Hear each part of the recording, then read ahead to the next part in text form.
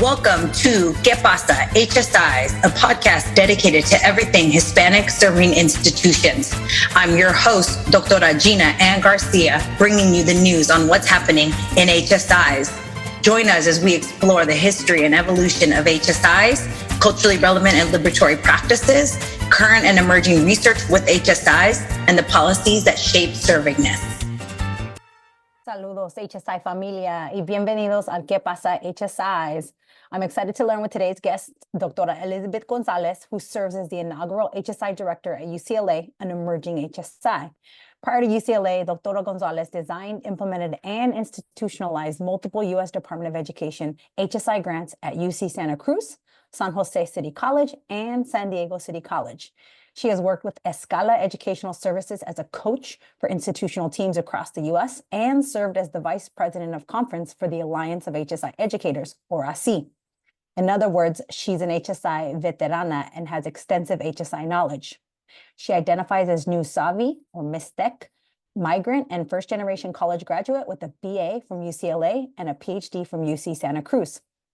She's joined by Yesenia Escobar Mendoza, who works as a counselor in the Meta Center at San Jose City College, which has a mission to serve SJCC students with a holistic Black and Brown Latinx-centered approach in a welcoming, humanizing, and validating environment. She has provided support to first-generation and Latinx students through HSI initiatives and grants for the past 8 years. She's the daughter of Yesenia Mendoza, who immigrated to this country in the 80s from Michoacan, Mexico, and is a first-generation college student who has a BA in social welfare and a minor in Chicanx studies from UC Berkeley and holds a master's in counseling education from San Jose State University.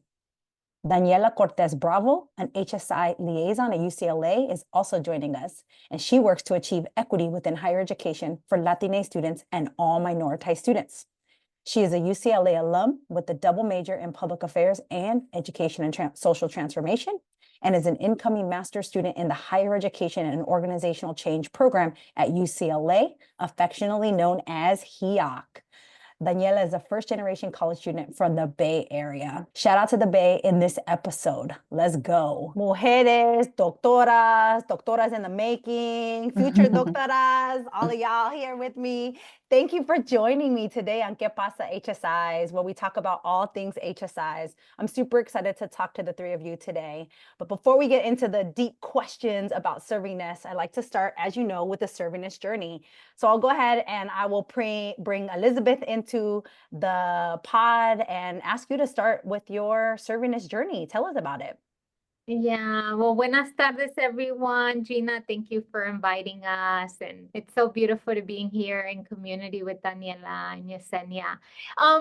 This question, I love your question. I think for me, when I think of servingness and why I do this work, I really goes back to this childhood memory of, I grew up as an immigrant in North County, San Diego in the early 90s. And Prop 187 had passed in the early 90s, right? There was, similar to right now, a lot of anti-immigrant sentiments.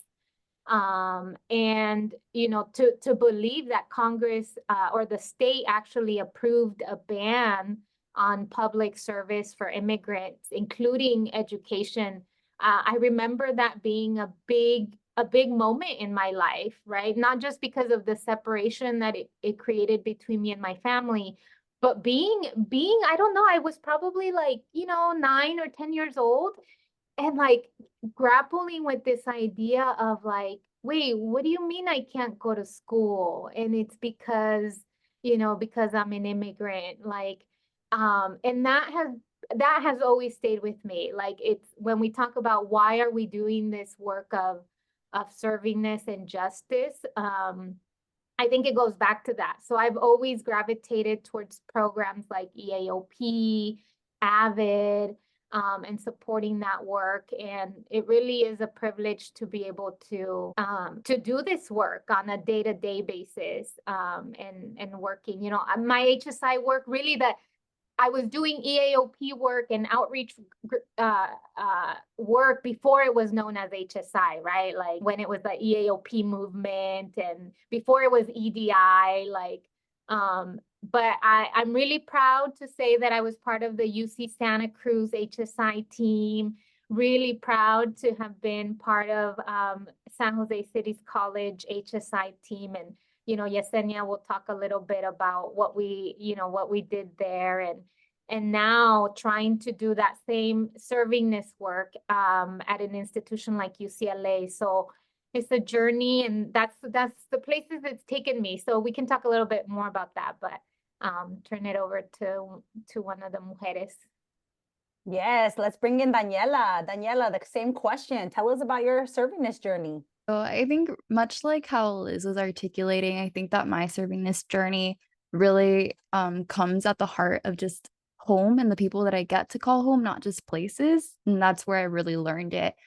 So growing up in like the southeast side of San Jose and a low income, mixed status family household, multi-generational, I got to really build a lot of connections and see firsthand the struggles and the efforts that my parents and my grandparents put a lot towards my upbringing and my sisters as well, and how much they devoted that attention towards education and placing so much value in that, seeing it really as like the only way to get ahead and all the opportunities that it will bring you in the future. And so my mom in particular, I think that she really embodies servingness for me, because I remember having this conversation after I had come back from my first year of being away at UCLA. And I'm like, hey, like, why did you take on so much in the household? You didn't really let my sister and I help. And obviously that takes a lot of work and it's so strenuous. And she's like, well, I just didn't want to give y'all any excuse or reason or barrier to get in the way of pursuing your education dreams. Like, I wanted to give you all the opportunities,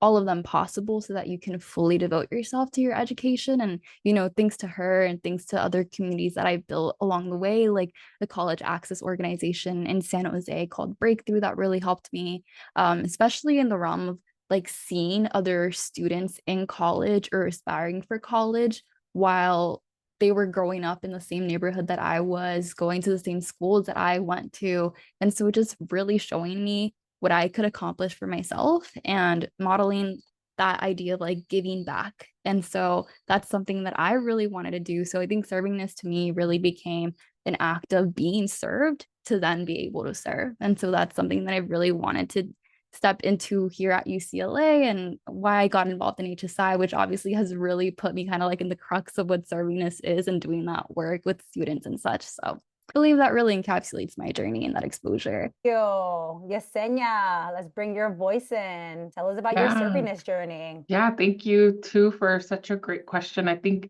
when I thought about it at first, and you told us, I know you asked this at every podcast, and so I've been hearing people's responses throughout my time and hearing your podcast, but I was thinking of talking about a time when I was in college, but I was like, no, actually, like servingness really started also for me at home. And it definitely comes from my mom, I think. My mom, her name was Yesenia Mendoza. She's no longer here, but I think, her practices and advice still very much live through me. My mom was the first one to like plant seeds here in San Jose, specifically when she immigrated here in the 80s from Michoacan, Mexico. And so our home kind of became like this sanctuary where, any folks who wanted to come to California or to San Jose would first kind of,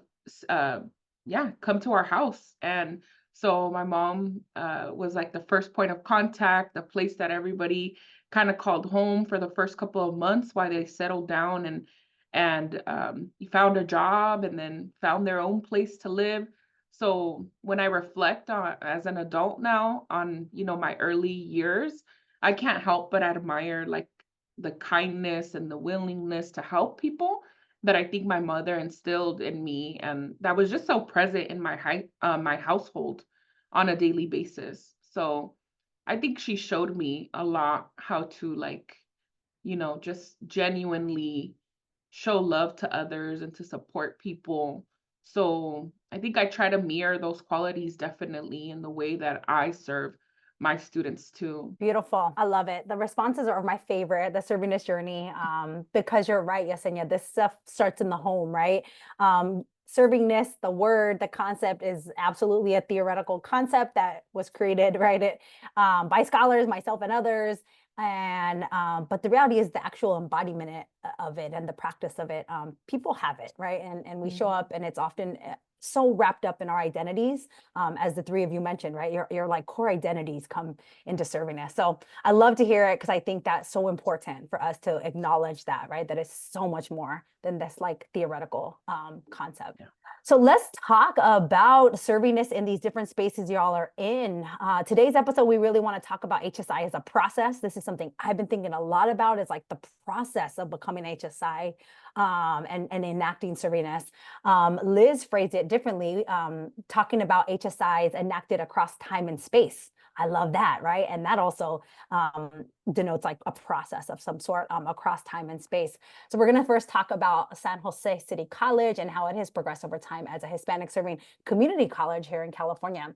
So Yesenia, tell us a little bit more about SJCC, which has been an HSI for the last 15 years and awarded several HSI grants throughout the years.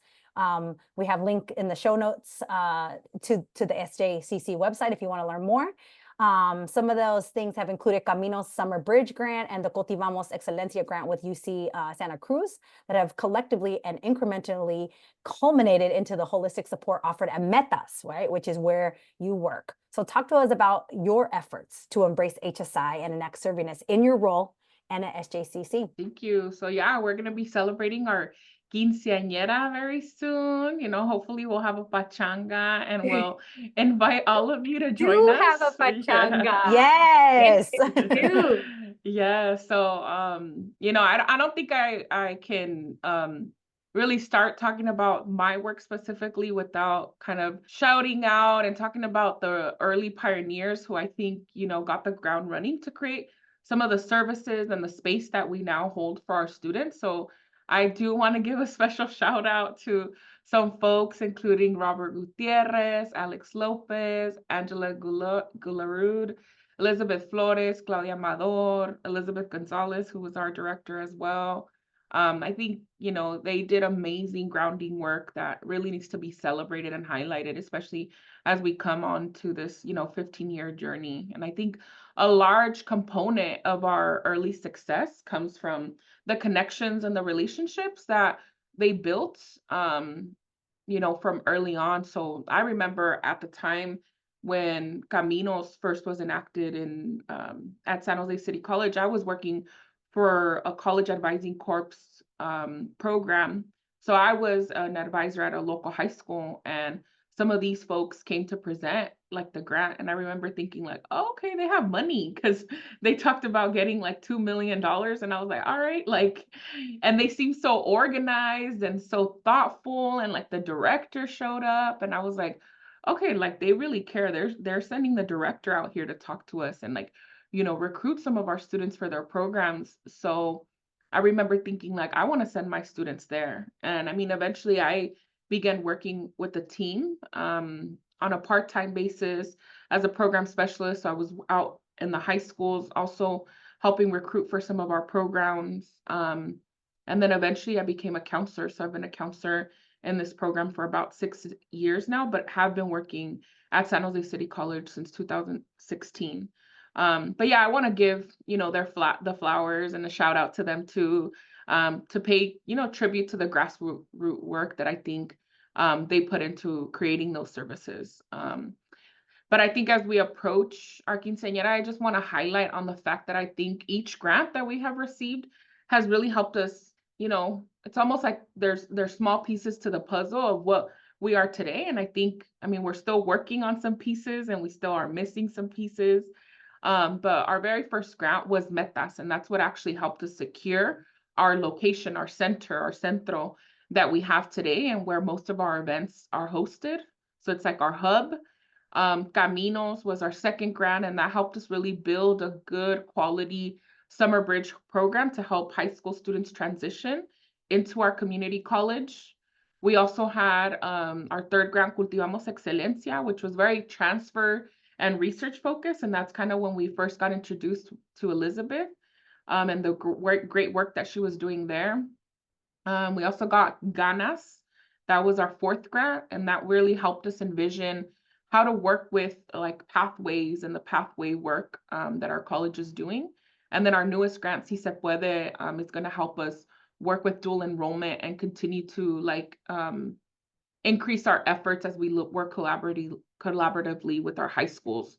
So I think each one of the grants has made sure, we've made sure to center the student experience. And I think I'll give some examples later in more of the conversations that we talk about. But like I said, I feel like we've always been a hub of innovation. And I think the grants that we have received here, they've always given us an opportunity to say like, okay, what's the issue that we see at hand right now with our students, and how can we tackle this?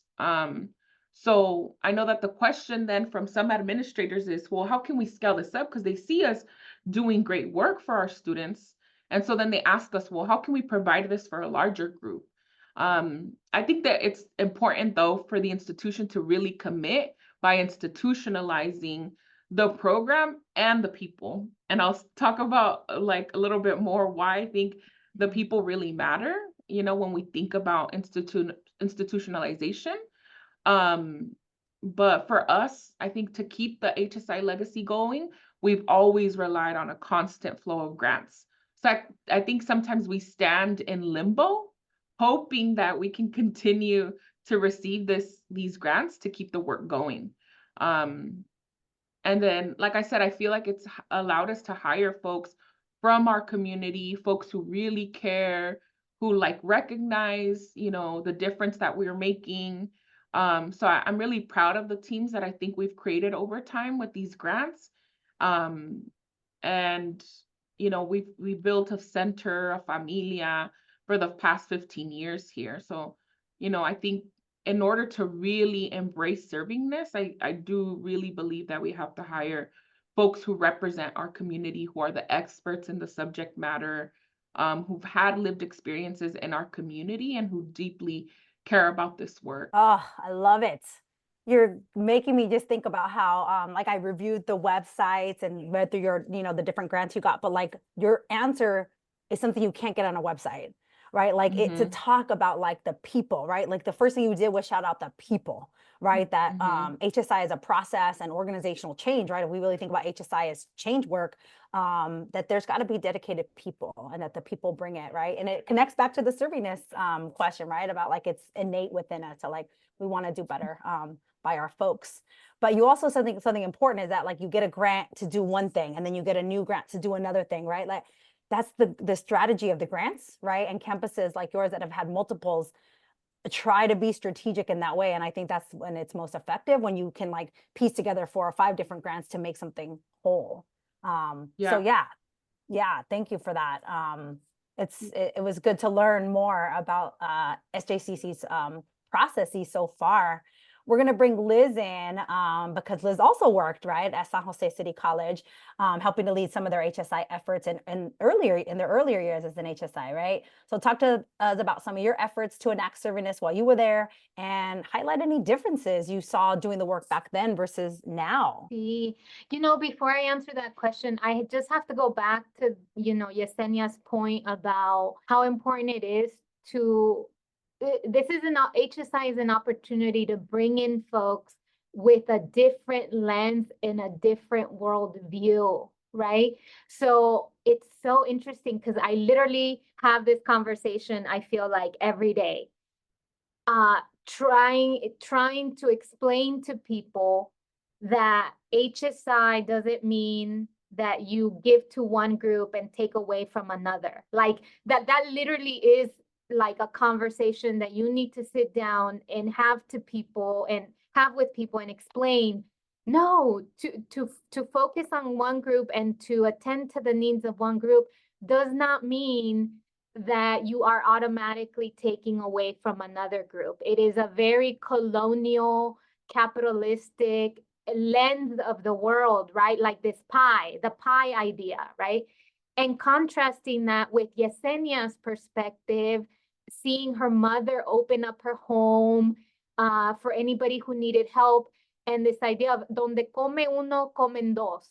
Donde comen dos, comen tres. Like to give food to one other person does not take away from another. And you can either understand that fundamentally because that's what you saw growing up, or you're going to have to sit through a workshop and try to understand that, like, and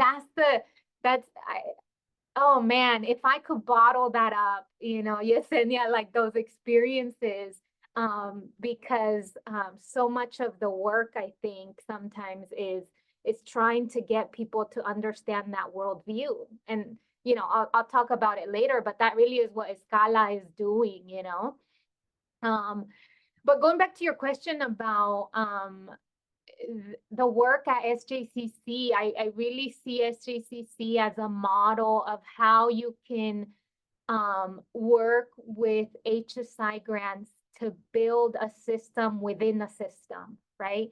So Metas really does function, I think, as a college within a college.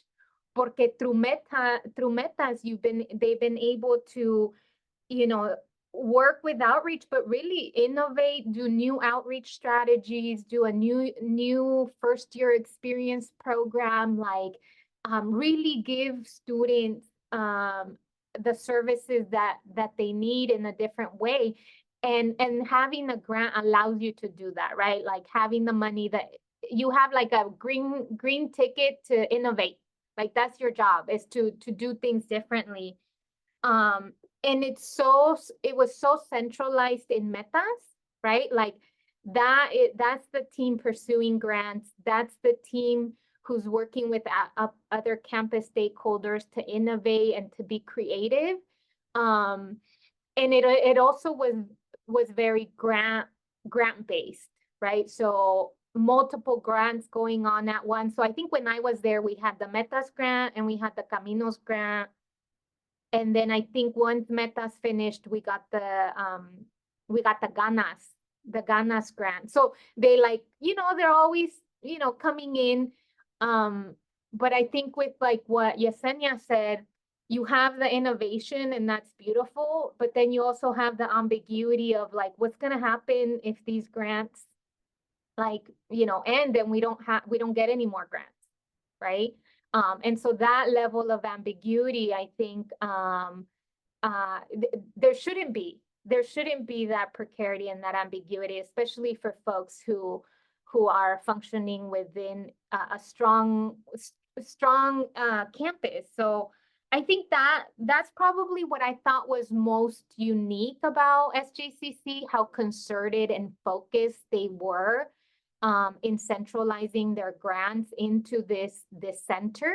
And I love the strategy, but the fact that it was grant-based, I think, was the difficulty with it. And I think the other thing that Yesenia also mentioned was that they were not smaller programs. And this is what I'm struggling with, Gina, is that they'll say, oh, well, scale this up.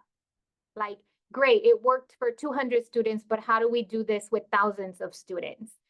And everybody wants to figure out the formula and the potion, right? And now the distinct difference with UCLA, where like now we're talking 42,000 students, right? Like now, okay, do this at scale. And I was laughing with Yesenia because I'm like, I'm back to like, you start small. Like if you really want to think at scale, you have to go small first. And that's what I've been, like, it's just full circle for me. Like, and so when I think about why we're doing, how we're able to do this work at such great scale, I was like, we have to talk about what's happening at community colleges. They're figuring it out. And that's why we're able, I think, at big institutions to learn from that and to bring it full circle. So, I think I wouldn't be able to have the strategy for UCLA if I hadn't seen the strategy at Metas and at SJCC. So, just wanted to kind of share that perspective. Yes. This is why I asked Liz to come on. Like she got it all figured out, right? In her brain. Thinking through this deeply, right? About like strategically, and to be able to compare different contexts of doing this work, right? But y'all both brought in such important concepts, like the idea, Yesenia, that you talk about institutionalization, that if like you talk about the HSI potion or whatever, the Kool-Aid, whatever it may be, that like the magic potion to like how to do this right. Institutionalization is one of those things would have to be in the magic potion, right? Because a lot of people are trying to figure that out, right? Because just because you get a 5-year grant doesn't mean that it's actually going to continue after those 5 years. And unfortunately, we see some great ideas that don't continue, right? Because we haven't fully figured out the institutionalization.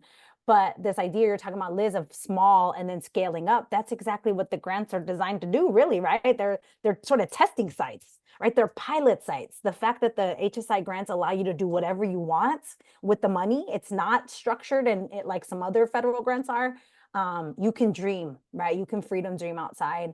But then, yeah, and then you're stuck, right? Having to figure out how do we scale this up? And I don't know. So once you have the answer, we're going to bring y'all back on so that other people can learn, like, how do you do that? But I think people are figuring it out, right? We are. And part of it is getting the buy-in, right, from campus, which is what we're seeing happen with a lot of campuses, that people are trying to buy into this idea that we're going to change and we need to adapt to our students. So Yesenia, I wanted to bring you back in and talk to you about the idea that you work at a community college, and you're also like San Jose is your hometown, right? That's where you're from. That's your community, and I talk about that being such an important part of HSI. That people in the campus connected to the community actually matters a lot, right? Because the students are so connected to the community. So how does being a part of the community inform your work with students? And how do you design your HSI efforts on campus around this idea of the community, right? You're serving the community, not just the students them individually. Yeah, for sure.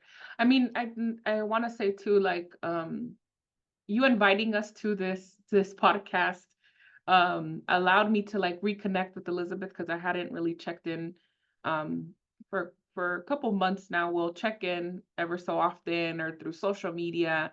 But I remember asking Liz like about the work that she's doing at UCLA. And I said, one of the questions I asked was like, what do you tell folks when they tell you like, oh, UCLA may never reach a HSI, or are you going to get there in time? And I remember her saying something like, well, I'm going to tell folks like, why are we not an HSI yet? Because of the location that we're in, So for me on the other end, I work at a local community college. We serve the community. That's what we're meant to do. That's why we're here.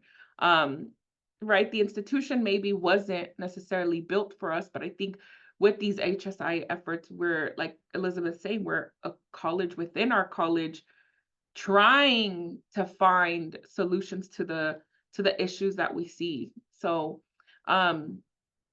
that's why I think like working with folks from the community is so important to me. So I remember when Liz asked to participate in the podcast, I was really honored and flattered, because through our conversations, she said something like, I really admired the way that you constantly like would bring in the community, or felt like you were the voice of the community.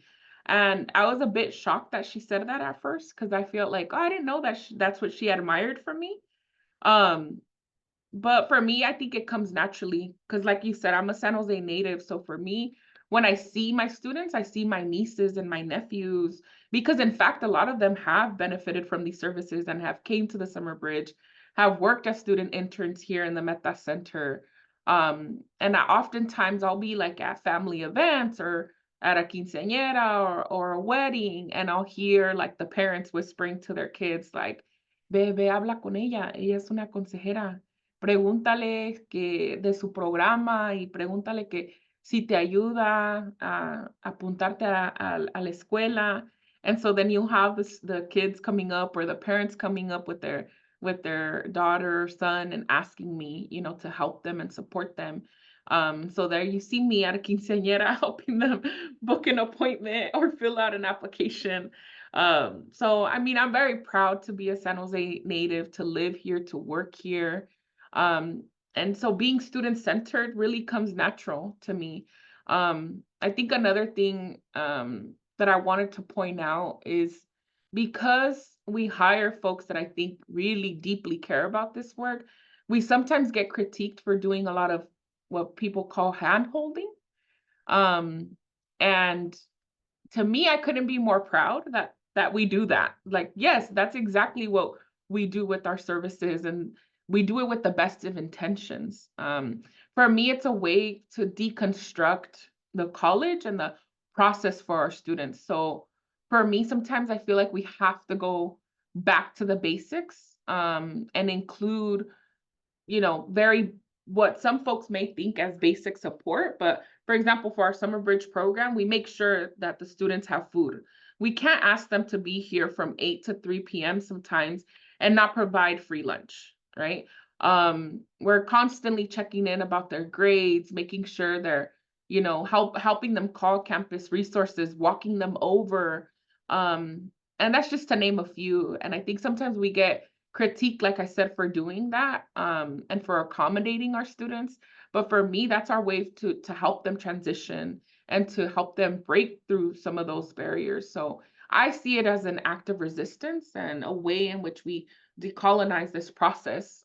So for me, being part of the community comes with big responsibility to constantly be grounded and reminding folks, like, we need to always go back to the basics, and we need to always include, that really foundational support, because some of our students need, those are necessities for them to be able to be successful. So being grounded in the student experience, I think, is important. And I think when I was having those conversations with Liz, like I said, she said, people at UCLA constantly ask me, like, how do we do this work? And she's like, I can't help but think about how we do it by doing it on a smaller scale and always remembering those very basic needs that need to be present. Absolutely, 100%. I think it's gonna, like, your answer also make me think about a good transition as we start to think about UCLA as an HSI into our next set of questions. Because like you said, like, we are a community college in San Jose. Our job is to serve this community, right? And that is the job of the community college. But the job of let's say UCLA, big research institution, world known, well known across the world, institution, their job isn't necessarily to serve the community, right? So how do you create that feeling, right? Because that's what I'm hearing y'all say, is like, we can still learn from SJCC and create that feeling, even if it's not the core mission, right, of the institution. And the idea of having bilingual counselors and bicultural counselors for our families, like, those sort of things transcend, right? They I hope they will, right? That's going to matter at a UCLA as well. So yeah, let's turn our focus to talking about UCLA as and the emergent process, really. Right, we go from a HSI that's 15 years to an emerging HSI, and thinking about the intentionality of doing the work to try to reach that 25%, which is just a basic marker. It's not the core servingness, right, that we talk about. But Doctora Gonzalez is working collaboratively with campus stakeholders to get UCLA to the HSI eligibility and move into the institutional transformation. So let's talk about that. Liz, tell us about your process. How's it going? What have y'all done? What have you accomplished? Where are you going? Man, see, and this is why I had to bring Daniela with me, because I'm like, oh man, the students are my backup. They're the reason we do this. So I'm glad Daniela's joining us. It is, I'm not gonna lie, it is daunting, right? Like you just described UCLA as, this global institution, with big reputation as the #1 public university. And now this enters this HSI conversation, but just like honoring the work of community college, in the last 2 years, I've had to say multiple times, there have been Latino serving units and departments across this campus, and Latino leaders doing this work since the founding of UCLA. So UCLA was founded by Reginaldo del Valle, and so it's important for us to acknowledge que esto no comenzó like 2 years ago, and so I think that's really, really important to highlight, because, there are people who have been waiting for this moment. They have been waiting to for something, to get that green light, to get the ticket, to get in the door. And HSI can become that for institutions. And I think that has been the role of HSI at UCLA, is bringing to light what people have been saying since the university was founded, right? Is this idea of the contributions of the Latino community. And if we can allocate our resources and our support of this community, then the entire state thrives, right? And so much of my work, to be honest, has been like engaging the folks who have been doing this work. And especially if we want to be successful to do institution-wide transformation. I think this is where the difference is with San Jose, where San Jose, Metas was the college within the college. And at UCLA, it's like you're trying to transform everything, right? From like alumni relations to outreach to development to strategic communications. I mean, todo. There's no way that one office or one director is going to be able to do that. So you have to get key partners in place. And I think the work of the HSI task force, if that's linked here, please take a look at the list of members in the task force. I mean, the level of strategy that was put into who was on that task force, who led that task force, the one and only Silvia Hurtado, Alfred Herrera, and Vilma Ortiz, like all of that is strategic, and it brought campus partners from all over. And so I thought that was very, very strategic, and it's the reason why I think we're being so successful. And there's a number of areas. We have Veronica Terriquez, who's a faculty and the director of the Chicano Studies Research Center. Her team is leading the hire of faculty who bring expertise in the Latino experience, or who have a record of mentoring Latino students or low-income students. We have a team that's working on launching the first Latino Success Center at UCLA, and we have a team working on scholarships for low-income transfer students and high school students. So I mean, there's a number of things going on that I could go on and on about, but I think the key strategy is recognizing that these efforts have been ongoing, and now it's time to scale up. Yeah. Absolutely. And yes, your report is linked in the show notes. Ironically, I was just looking at your report like last week for the exact reason you said, is like looking at who is on your task force. As we're putting together our task force at UC Berkeley, we're trying to learn from all of our sibling campuses who are a little bit further along than we are. And I looked at who was on your committee, and it helped inform who should be on our committee, right? What kind of high level, particularly high level people, because you need some high level administrators, right? In those committees, it can't be on the backs of the people on the ground doing all the work. We need those voices, but we need folks who can move, right? Who can change systems with policies and whatnot. So absolutely, that report is there. You can read about UCLA's efforts in the show notes. So let's bring Daniela's voice in, because we haven't heard from her in a bit. As part of UCLA HSI efforts, there is a student engagement dimension. And today we have Daniela with us, who serves as one of the HSI student liaisons. And she completed a capstone project at UCLA titled The Road to Transformation, Institutionalizing Student Agency in Hispanic Serving Institutions. I would love to talk. I've been waiting for this moment, Daniela, to hear. Ever since I saw you posted on LinkedIn, I was like, I need to hear about this capstone. So I would love for you to tell us about that first, right? About your project and what you found. Yes. So I believe that in that LinkedIn post, I really described that capstone as a labor of love, because it really was that. I got the opportunity to come into the HSI team as one of the 2 inaugural student liaisons with my then colleague Cuauhtemoc Fausto. He just being like such a champion for grassroots student organizing, really helping us stay grounded in like the basic needs and engaging with students in one-on-one meaningful interactions. And so I got to learn a lot from him, and obviously got to learn so much from the other folks and colleagues and students that I met along the way, like currently working really closely with Kimberly Beretta, and then with folks across student government and so on and so forth. And so Liz also just listed a resume of all of the different things that we're doing across campus. And what's really great is that there's so many elements to student-focused centricity that has been happening across all of that work. I really think that student engagement and student agency is something that is like an umbrella.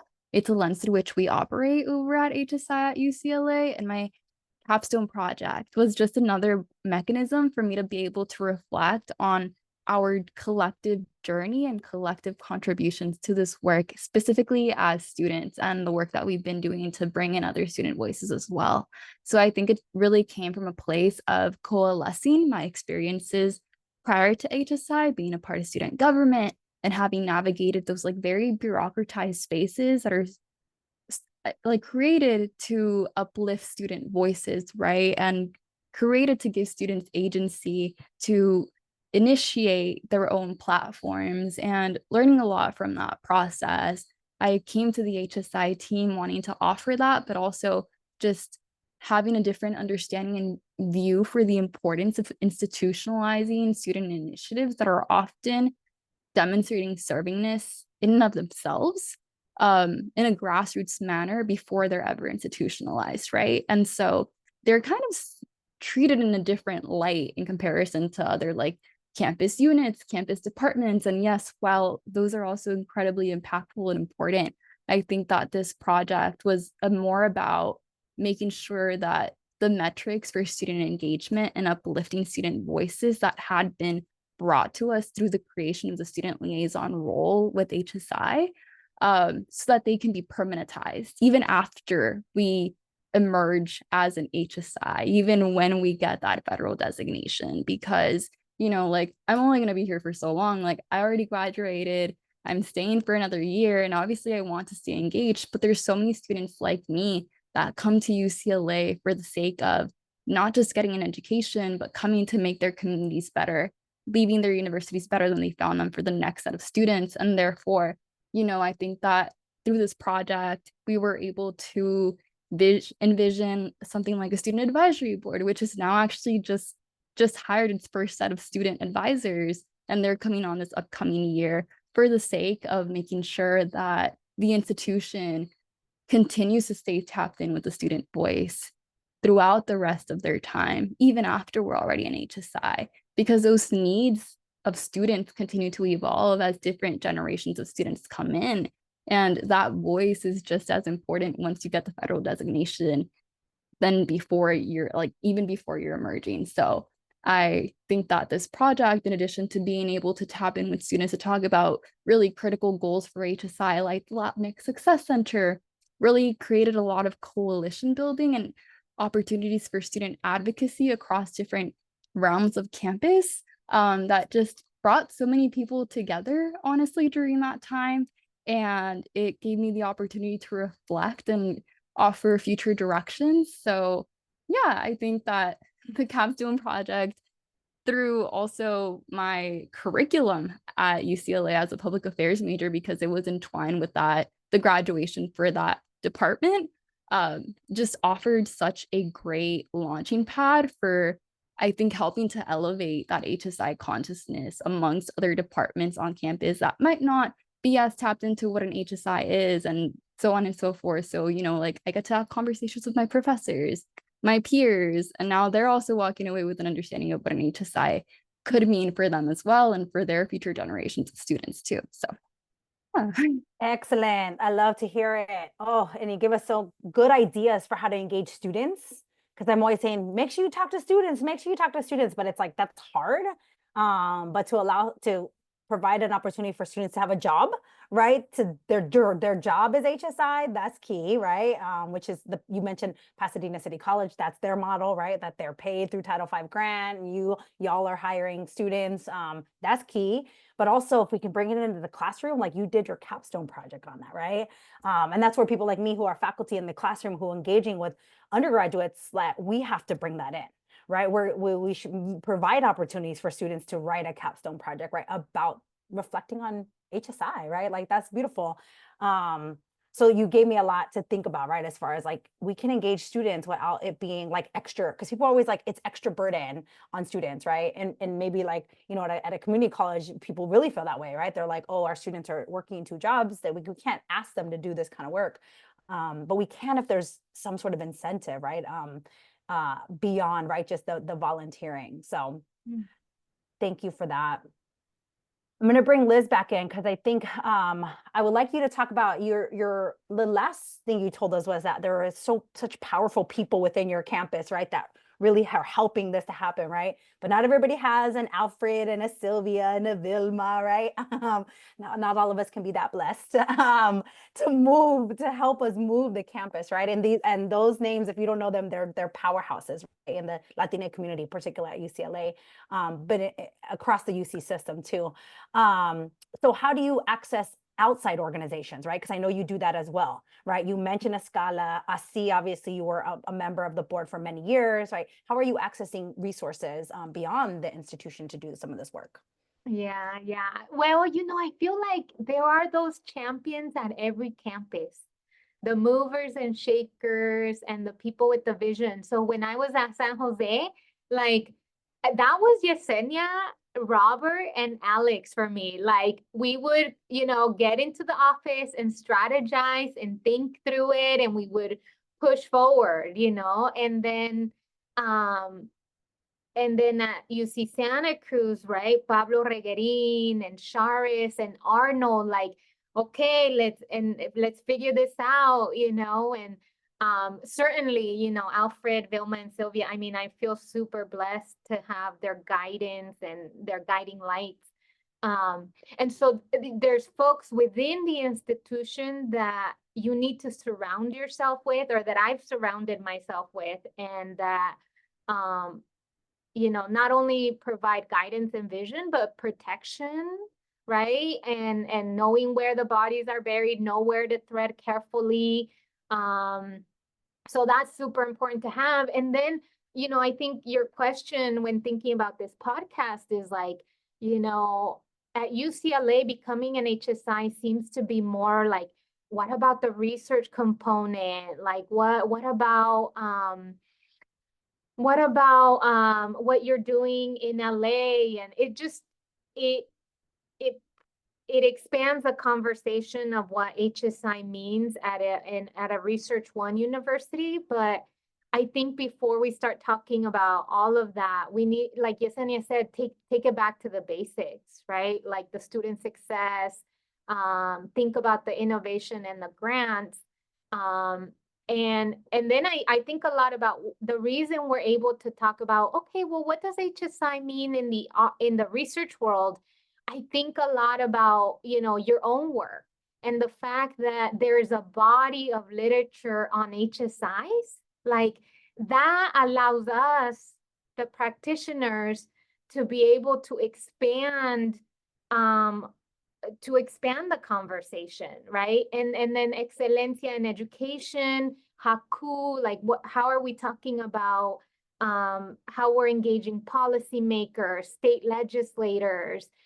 What implications does this have for the state economy and the national economy? I mean, to make those connections, that's the beauty of being in conversation with haku, with excelencia, with ASI, you know, and it continues to grow. So now there's that alliance of R1 HSI institutions, like they're expanding our conversations about what does HSI mean for the faculty pipeline, for the graduate student pipeline, hopefully for Latinos in presidencies, right, at R1s.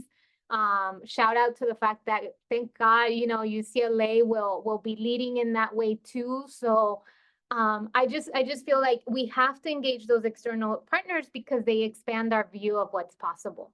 100%. Absolutely. So Daniela, I wanted to know if you could talk to us a little bit more about some of the accomplishments from the student liaisons. I know y'all have hosted some different events. Y'all had a welcome event. You talked a little bit about the Latinx Success Center Student Collaborative. So can you tell us a little bit more about that, just so we know some of the things you and the HSI liaisons are doing and have accomplished so far? Yeah, so we're really a small, but Liz always says small but mighty team. I think it's just like 4 of us currently, and we really get to tap in with so many different projects throughout the academic year. So we typically start off with Latinx Welcome, and that tends to be everybody's introduction to this academic school year, especially for our incoming students. And in the background of all that work, we start meeting as a committee to plan all the different components of it. I think since like maybe late July sometimes, carrying us all the way through September when the event actually happens during week 0. And Cuauhtemoc, who I mentioned, was like my first colleague in this work. He and I served as student reps on that committee, and that kind of tends to be the way that HSI functions. There's always student representation across most, if not all, committees. So we have various ones focusing on retention and belonging, which is actually how I got introduced to HSI for the first time. I was mentioning that I came in from student government, and so as academic affairs commissioner at the time for UCLA, I sat on that retention and belonging committee, and then from there came on as a student liaison later on. And I think that serves as another branching point for a lot of students in the future, because they're able to blend their external campus involvements and then bring that expertise to HSI and offer a different lens. And we all just learn from each other in that sense. So I think it really helps to demonstrate how much HSI, one, needs the student voice, but also really values it. And so that in mind, the Latinx Welcome, we also created like a smaller sub collaborative last year where students were able to get updates on all the decisions that were being made regarding the Latinx Welcome. And we would get their opinions and make sure that, when we met with the larger committee, we vocalize those. So I think that's very critical, and that shows an example of how we try to operate as an HSI and as student liaisons, because as just 2 students, you can really only speak for a limited scope. And even just like thinking about myself, right? Like my positionality can be so different from the next peer, being first gen, being low income, having come from a mixed status family. It's so different from a student that might be coming from a different part of Latin America, and that being their origin story or other plethora of intersectional identities, right? And so we try to be very mindful of that and cognizant. So we try to create different ways to involve other student voices. And I think that's also, that speaks to something that we experienced during our first quarter of being student liaisons. We also tend to host a town hall every year. And the first town hall that we hosted with student liaisons involved in the planning process, it showed us that we needed to create more student-centered spaces that are solely for students, where, there's not like faculty, there's no admin listening in, because students are at times, they have tensions amongst different corners of campus. And so we want to create safe spaces for them to feel like they can share everything that they really feel in regards to this important initiative. And therefore we went on this really wild idea of, within 2 weeks time, planning a summit right before finals week. And that actually brought it brought a pretty great turnout from students. And I think that demonstrated to Cuauhtemoc and I at the time that, students really do want their voices to be heard, and they will do anything to move things aside to be there and show up. And I still remember the interactions that I've had with students after that summit when we were cleaning up, they'd come after and try to talk to you one-on-one, and they really demonstrated the gratitude for having spaces for them that are just student-centered, where we're really engaging with them. There's a lot of thought behind the programming and the schedule and everything that we discuss and the ways in which we did that.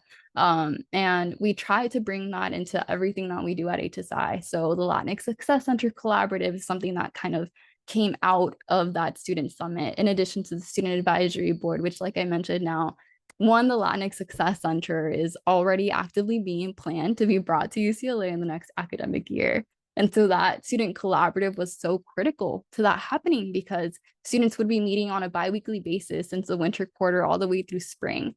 And they would give us their feedback, and we make sure that we asked really thoughtful questions that, one, would bridge their personal experiences with their own views and conversations with their other peers in order to give us feedback, not just as to what tangible things the center needs to have, but also what it means to you, to really sell that point to administrators when the committee would later on build proposals and have those conversations that would help get the buy-in from admin and so on and so forth. And, you know, so like having their voices literally permanentized on paper in format of a memo, in meeting notes, you know, like that will be something that will forever live on as a historical moment in UCLA's history, in which students were at the center of that. And so we're excited to just see where that takes us. And we're going to continue to follow suit with models like the Student Advisory Board to hopefully open up doors in other directions as well for HSI. I had this conversation with Daniela. So having students is important too. You know, they just, because sometimes I feel like the resistance to HSI is not a resistance to the efforts of justice and equity, but it's just resistance to change. Like, you know, as human beings, we just don't like change, even if it's good change, right? So, you know, we just finished talking about how our students met with the PCC student group there, and they're like, oh, you pay your students? Like, so then they came back to me and they're like, we need to pay our student advisory board. And I said, yes, of course, like that makes sense. And as we roll out our first student advisory role, we have to share with our campus partners that our students are getting paid.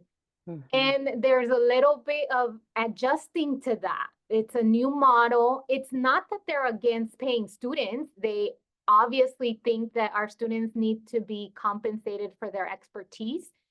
It's just that there's no other student or there's the perception that there's no other student advisory that gets paid, and we're creating inequity by paying one advisory and not all these others. And it's just a reminder that you know, because the word transformation and change are so critical to HSI, like we're just gonna like face those barriers. And I know it because I talk to so many directors when I go to ASI, and that's probably the heaviest feeling to carry, is to just feel like you're constantly having to not just implement change, but, you know, bring people on board. But, you know, if you have the ability to pay students, do so. And if you have to defend that, do so. Just know that, you know, the resistance is to change more than to justice. So. Wow. Yes. Dropping all the mics. Liz over here dropping all the mics. But reinforcing what I said about pay your students to do this work, right? Which is, y'all have a good model. And now it sounds like you learned from PCC, right, a little bit, and gonna even pay your advisory board. I know it sounds easy to say pay your students, but it actually, it's not that hard, actually, particularly undergrads who like giving them some compensation is enough, right? We're not asking full tuition remission, but like, yeah, compensation for time is easy enough. So much learning here already. I have a lot of ideas just from this conversation, but we are coming to an end, and y'all each have a final question. The final question is the name of the podcast, and it's your opportunity to call in HSIs. We don't call out HSIs on Que Pasa HSIs. We call them in. So with that, the final question, Liz, we're going to start with you. Que Pasa HSIs? It's been this question of institutional transformation at scale. And I think a lot about what I'm learning from people like Alfred and Sylvia. And you know that quote by Angela Davis, Like you have to believe that you can radically transform the world. And then you have to believe it. And two, you have to then act like you believe that. And so this idea of to do institutional transformation at scale, don't be scared to go small and start small. And that's where you build the impact for something big. I think I've been thinking a lot about that. So that's what's going on with me in HSI. Excellent. Yesenia, ¿qué pasa, HSIs? I mean, I think if I had to drive two key things, it's just a wrap up of, some of the conversations we've been having about the work that, that we've been doing at San Jose City College. And I think, it's so important to stay grounded in the fundamentals and in the student experience. And like I said, conversations with Liz remind me that even when you're thinking larger scale, bigger institutions, like you have to stay grounded with that work. Being from the community and hiring folks from the community is so important. Let's not forget that. I think it matters at the CC, but it matters at the big institutions as well. You need folks who come from your community, who stay grounded, who will run into your students at those quinceañeras, so yes, those two. At the quinceañeras, I love that. Daniela, ¿qué pasa, HSIs? Yeah, so I think intrinsic to the HSI identity, right, is like this idea of servingness. So, ¿qué pasa, HSIs? How do we move towards a student-centered design of servingness while staying malleable and responsive, not only to the present needs of students, but what they could evolve to in the future, while still being guided by the past and acknowledging the history of student-initiated grassroots efforts that are often blueprints for these models of servingness that we implement later as an institution. Y eso es lo que pasa. Thank you for being here with me today on ¿Qué pasa, HSIs? Yay!